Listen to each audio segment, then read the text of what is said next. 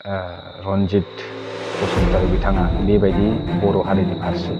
बेबायदि अयथासार थासारिखौ मानो लाबोबाय थादों आरो लिडारशिपनि खुनु एबिलिटि गैया बेनि थाखायनो दिनै नोंथाङा गावनिनो माहारिनि फारसे अयथासार खालामदों।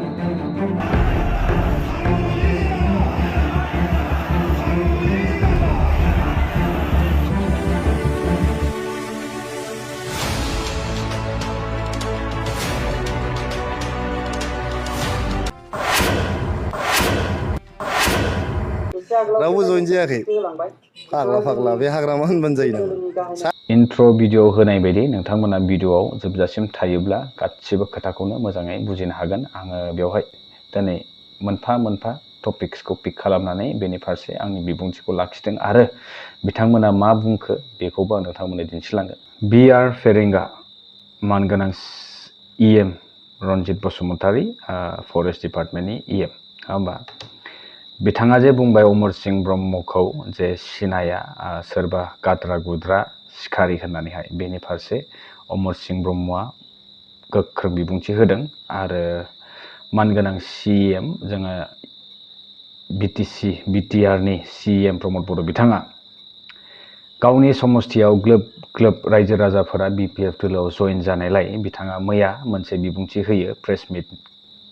मिडियानि थ्रुयै बिथाङा बुंदों जे BPF दोलोनिनो सापर्टार BPF दोलोआवनो फिन जइन जाफिनलाबायदों बेनिफ्राय बेबायदि बुंदोंमोन बिथाङा। बेनिफ्राय बेनि फारसेबो आं नोंथांमोननो भिडिअ क्लिप्सफोरखौ ससे दिन्थिगोन आरो आंनि बिबुंथिखौ आं लाखिगोन। आरो लोगोसेनो राजु नार्जारी बिथाङा जेनेरेल सेक्रेटारि UPPL दोलोनि बिथाङा मा बुंलायखो बिथाङाथ' जेब्लायबो दोरियासो बुंखायो नालाय बिथाङा बुंदों जे UPPL दोलोआ नै बेबायदि जयनिं प्रग्रामनि हाबाफारिखौ लाथ'वाखैनो लासिगोनसो ओमफ्राय हाजार हाजार मानसिफोरा जइन जानो नेगासिनो दं होननानै बुंदों। बेनिफ्राय साफा सानै जयनिं प्रग्राम नारा नाथा नारसिननायलाय बिथांमोना साफा सानैखौ सोदों होनना बुंदों। बर्थमान बेबायदि डिसिसन लाथ'वाखै होननानैबो बुंदों। नाथाय आं मा बुंनो सानदों राजु नार्जारी बिथां UPPL दोलोनि मोनसे खोथाखौ नोजोर होना नायोब्ला जों जेब्लायबो मोनसे खोथाखौ स्पस्ट नुयो जे जासिगोन मावसिगोन खालामसिगोन जाथारसिगोन होननाय बाथ्राया बेयो बयनिबो UPPL दोलोनि लिडारफोरनि खुगा खुगा जोङो बेखौ खोनानो मोनखायो। बे गोदान बाथ्रा नङा। आरो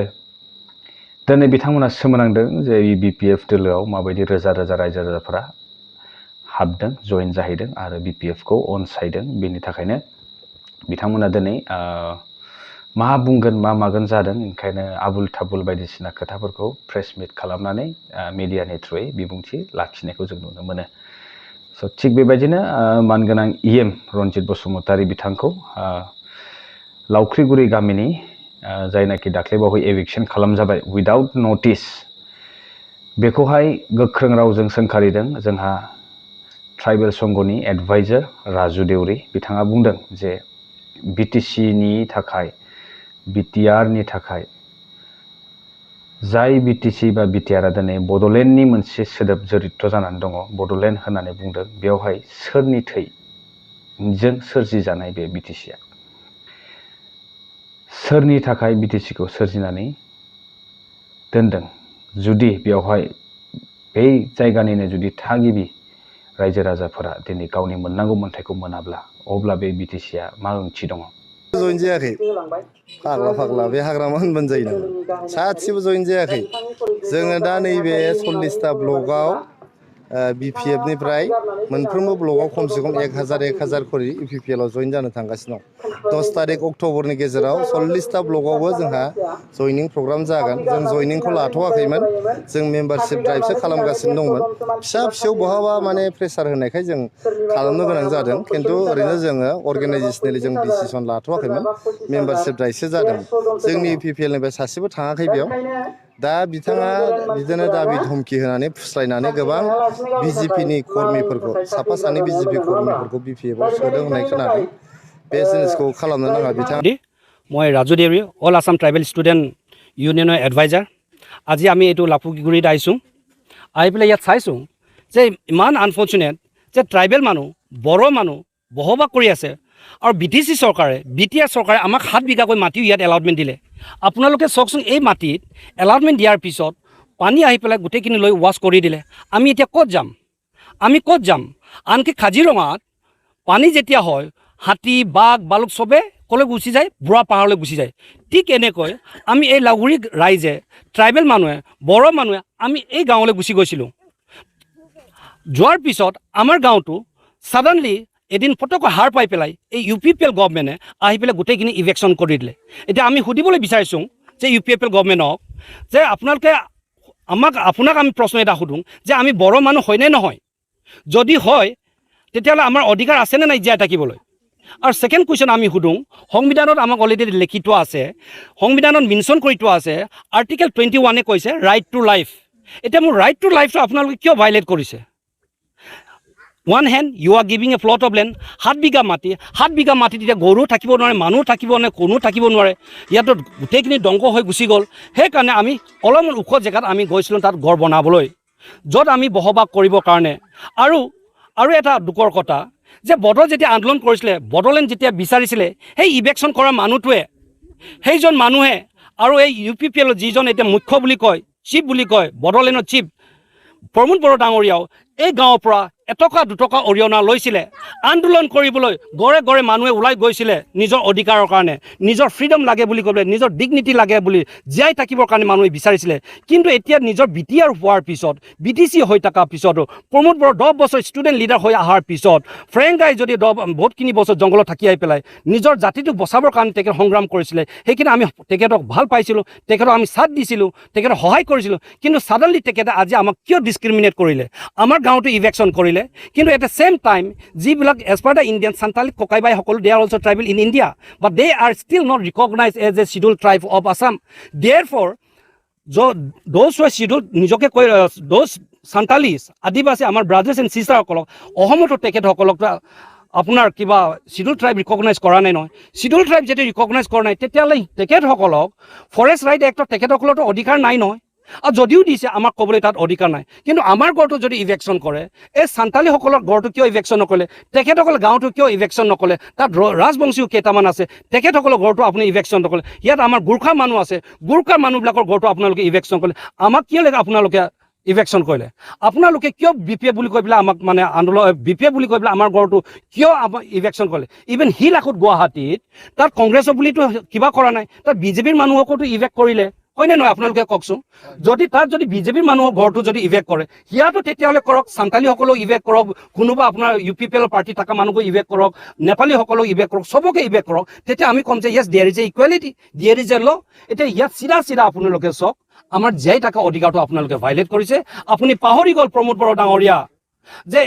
যেতিয়া আপুনি ষ্টুডেণ্ট লিডাৰ হৈ আছিলে আমাৰ গাঁৱৰ পৰা কিমান মানুহ গৈছিলে আপোনাক সাথ দিবৰ কাৰণে ৰেল অৱৰোধ কৰিবৰ কাৰণে আমি গৈছিলোঁ ৰাস্তা বন্ধ কৰিবৰ কাৰণে আমি বড়ো মানুহ গৈছিলোঁ কিন্তু আজি আপুনি আজি আমাক এনেকুৱা অন্যায় কৰিব নাপায় সেইকাৰণে we want to tell you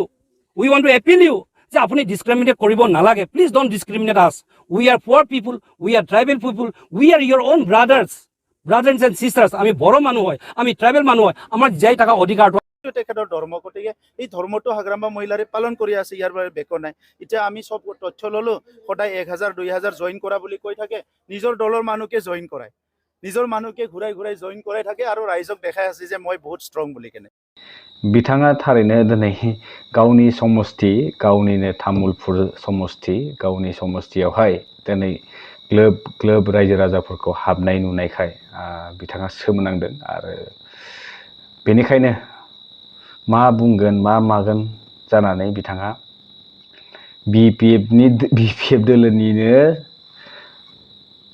सापर्टारफोरानो फिन BPFआव जइन जादों होननानै बुंनो बाध्य आरो बिथाङाना बिदि बुङाब्ला आरो माथो उफाय बावनो रायजो राजाफोरखौथ' एसेब्लाबो गुबुन गुबुन जायगानिफोरखौथ' दिन्थिनांबाय जे माबायदि जादों एक्चुअलि बेनिफ्राय नोंथांमोननो आङो नैबे तामुलपुराव जालांनाय जयनिं प्रग्रामनि हाबाफारिफोरखौ आं नोंथांमोननो ससे दिन्थिना लानो नागिरदों माबायदि रायजो राजाफोरनि साइडआव स्क्रिनाव नोंथाङा नुनो मोनगोन नै जोबोद माने रोजा रोजा गोबां सुबुंफ्रानो दिनै जइन जाफैदों BPFआव ओमफ्राय प्रमोद बर' बिथाङा मानगोनां CM बिथाङा नै माबोरैहाय बेबायदि बुंनो हाखो समस्थिनि नङा बियो गावनिनो न'नि समस्थिनि बेनिखायनो बिथांनाव देहायाव नांदों आरो बिथाङा बेबायदि बुङाब्ला उफाय गैया बेनि थाखायनो बिथाङा बुंबाय आच्चा जियानो हक राजु नार्जारि बिथाङा आरो मा बुंलायखो राजु नार्जारि बिथाङा बुंलायबाय बिथांखौथ' मा बुंबावनो नाथाय अब्लाबो बिथाङा मा बुंदों जे जोङो बर्तमान दासान्दि जयनिं हाबाफारि लाथ'यैखायसो सोरबाफोर माने जबरदस्ति थिननायखायसो बिथांमोना साफा सानैखौ सोदों जाहैबाय नाथाय बिथाङा बेखौ माने स्पष्ट खालामनानै बुङा जे दिनैनि समावहाय जबरदस्तिसो नोंथांमोना सोरबा साफा सानैखौ दिनै जयनिं प्रग्रामनि हाबाफारि लानानै थिसनदों थांनाय सालबारियावबो जालांनाय जयनिं हाबाफारियाव जेब्ला बिपिएफआ लायोमोन अब्लाना नोंथांमोनानो बिपिएफ दोलोनि जयनिं प्रग्राम हाबाफारिखौ नुनानै अकस्मात गाथेनानै लामा दारैनो सोरखौबा बिदिनो गावसिनि फारसेथिं बोनानै लाङो बेनिफ्राय दानिया फैदोलाय अमर सिं ब्रह्म थांनाय बिआर फेरेंगा बिथांनि बुंनाय माखासे खोथा बाथ्राफोरनि फारसे बिथाङा खेंफोरथि होदों मानगोनां इएम रन्जित बसुमतारी बिथाङा जे बुंदोंमोन अमर सिं ब्रह्मआ सोर आं सिनाया सोरबा गाद्रा गुद्रा सिखारिसो नामा होननानै बिथाङा बुंदोंमोन बेनि फारसे अमर सिं ब्रह्म बिथाङा गोख्रों बिबुंथिनि गेजेरजों बिथांखौ बिथांनि बुंनायनि फारसे बिराद स्ट्रं मोनसे रिप्लाइ होदों नोंथांमोना नैबे भिडिअ क्लिपखौ ससे नायोब्ला बुजिना मोनगोन रन्जित बसुमतारीनि सायाव बुंगोन बिथाङा दाखालि बुंदों आंखौ जे अमर सिं ब्रह्मआ सोर आंथ' बेखौ सिनाया बेफोरबायदि गाद्रा गुद्रा मानसिखौ आं सिनाया बेनि उनाव बिथाङा बुंदों मानसिखौथ' सिखारि बादिसो मोनो आं बेखौ होनना बुंदों सिनायाबो आरो सिखारि बादि नुयो मा ओंथि जाखो बियो दा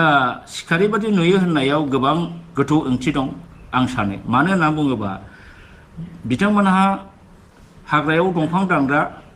बा सिखारिफोरखौ मोनबानो एनकाउन्टार खालामनानै गावथारो अब्ला बिथां रन्जित बसुमतारीया आंनि सायाव मोनसे प्लेनिं दं मा प्लेनिं बियो अमर सिं ब्रह्मखौ मालाबा बहाबा मोनोब्ला हमनानै लांनानै हाग्राबारियाव सिखार खालामदों होननानै आंनि आखायाव सिलाय गथाय होनानै दोननानै हयथ' सिखारि होननानै बिसोर एनकाउन्टार खालामगोन बा गावथारनानै एनकाउन्टार जादों होननानै बुंगोन रन्जित बसुमतारी बिथांनि बे प्लेनिंखौ आं बिथांनि बे आंखौ सिखारि बादि नुयो होननायनिफ्राय आङो हमदांनो हादों मिथिनो हादों साननो बायद' जादों दाखालि इभिकसन खालामजानायफ्रा लावख्रिगुरिना 22टा न'खरबो बिपिएफजों मा बाथ्रा जाखो बेयो रन्जित बिपिएफबासो होखारजायो बिपिएफ नङाबा होखारजाया बेबादिब्ला नोंसोरो पलिटिकेलखौ लानानैसो इभिकसनखौ खालामो दिनै लंसुङाव हाजार हाजार सावथाल झारखान्डनिफ्राय फैनानै बबेबा जायगानिफ्राय फैनानै हाग्रा सिफायनानै दखल खालामनानै लागासिनो दं अब्ला नोंसोर बिसोरखौ सिगिनानै भट मोनगोन एसुरेन्स मोननायखाय नोंसोर बिसोरनि सायाव एक्सन लाया दिनै कसुगावनि माखासे हाग्रा ओनसोलाव सिङाव सावथालफ्रा गोदान सिफायनानै न' लुगासिनो दङ बेखौ नोंसोर होखारा दिनै गसाइगाव बादियाव सत्यपुर दिंदिङा ग्राहामपुर ओरैथिंजाय गोबां हाग्रा एलेका निलायजराथिंजाय बर'फोरखौ होखारहरनानै निलायजरानिफ्राय दा बे ओनसोलाव सावथालफ्रा गोदान न' लुनानै दं होमबा नोंसोर बिसोरखौ भट मोनगोनखाय बा मोनोखाय नोंसोर होखारा होमबा नोंथांनि मा आयेन जाखो बियो बिपिएफब्ला बा नोंसिनि बिर'धि पार्टिबासो होखारो आरो बिर'धि पार्टि नङाबा नोंसोर भट मोनोबा नोंसोर होखारा এই মাটিটো তেওঁলোকে মানে দখল কৰি খেতি খাইছিল দখল কৰিছে কিন্তু ঘৰ বান্ধা নাছিল তাৰে পৰাই তিল খেতি বেহৰ খেতি নানা ৰকম ইত্যাদি কচু খেতি নানা ৰকম উঠাই লৈ খাইছে কিমান বছৰ আমি যিমান বছৰ হ'লেও ইটো হৈ সিমান বছৰে হ'ল আপোনাৰ বয়স কিমান আমি আপোনাৰ বয়স কিমান হ'ল এতিয়া মোৰ বয়স প্ৰায় 65 মান গিছে এই সময়ৰ পৰা দেখি আহিছো না মোৰ বয়স 65 গিছে মানে আপুনি যেতিয়া দেখিছে আজিৰ পৰা প্ৰায় 50-40 বছৰ আগত এই অঞ্চলৰ মানুহে এই মাটিতে খেতি কৰি খাইছে যিসকল মানুহক উচ্ছেদ কৰিছে না এই খেতি খাইছে কিন্তু কথা হ'ল কি আমি যেতিয়া ইয়াত বসবাস কৰোঁ তেতিয়া ইহঁতে বসবাস কৰি খেতি খাই আছিল কিন্তু আমি লগে লগে ঘৰ বান্ধি চাওঁ এওঁলোকে ঘৰ বান্ধা নাছিল ইয়াৰ পৰা খেতি উঠাই খাইছিল এইটোহে জানো আমি FRA 2006 मथे बिथांमोना बे मोनथायखौ मोननांगौ आरो संबिधान मथे आर्टिकल 21 नि बादैब्ला बेखौबो दिनैनि समावहाय डिसक्रिमिनेट खालामजानायखौ जों नुनो मोनदों आरो लावख्रिगुरि गामिनि माखासे सिचुएशनफोरखौ नोजोर बोनानै नायोब्ला नुनो मोनदों दैबानाजों गोबां बिथा न' बायदिसिनाफोरा बालाजों फबसिन जाजोबनानै दङ नोंथांमोनाबो नुनो हागोन स्क्रिनाव बेनिफ्राय बेवहाय खुनु आबाद जाया आरो बेनि जाहोनाव बिथांमोना एसे बोरि जायगा नागिरनानै बेवहाय आबाद मावबोदोंमोननो आरो बियो दानि नङा गोबाव सम जाबोबाय नैबे जोंहा गुबुन हारिनि नैबे सासे बोराया जोबोद मोजाङै फोरमायना होदों जे जोङो जेब्ला बिथाङा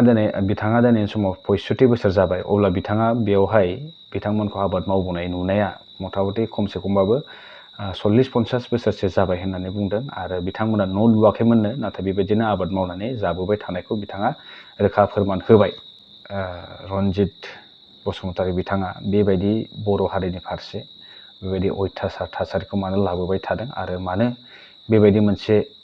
गावजों गाव एना एनि मोनसे थासारिखौ दिनैनि समावहाय गावनि पलिटिकेल केरियारनि थाखाय गावनि लाबालाबनि थाखाय बेबायदि खालामनाया जोबोद दुखुनांथाव बाथ्रा जादों आरो बेराफारसे नोजोर बोनानै नायोब्ला